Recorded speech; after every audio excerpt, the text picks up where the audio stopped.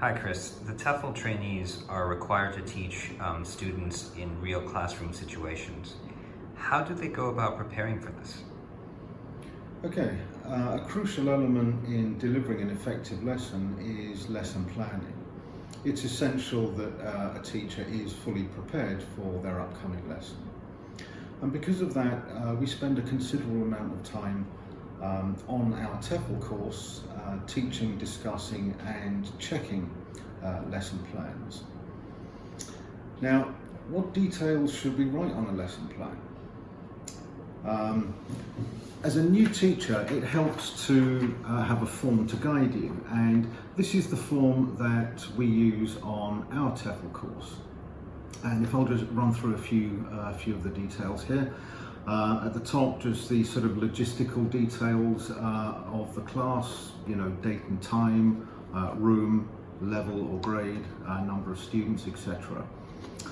And a very important part of the lesson plan is here, learner objectives. We need to have well expressed learner objectives, and that means expressing them in terms of a communication task.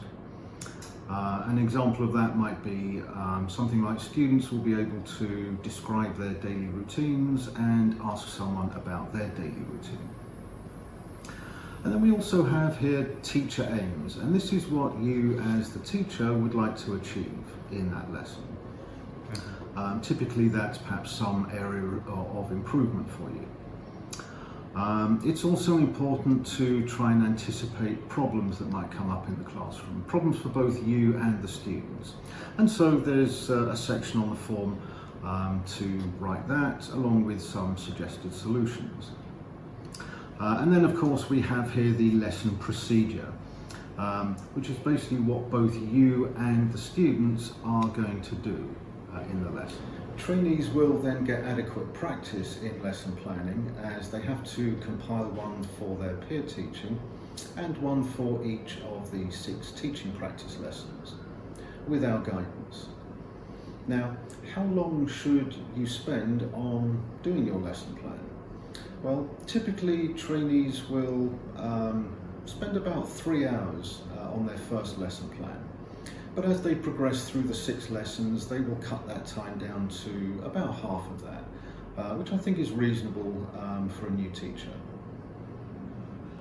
And prior to each of those teaching practice lessons, we thoroughly check the lesson plan to make sure that all the details are filled in as they should, with enough time to make amendments if necessary. Lesson materials, visuals, worksheets, etc. Are also scrutinised to make sure that they fit the topic and the language point. And so by the time students actually get into the classroom, they know that their lesson plan has been approved. Because if you're fully prepared, then you'll know exactly what you're going to do and say in the lesson, and you'll know what your students are going to do. And this will make you much more confident in your ability to deliver a good, effective lesson.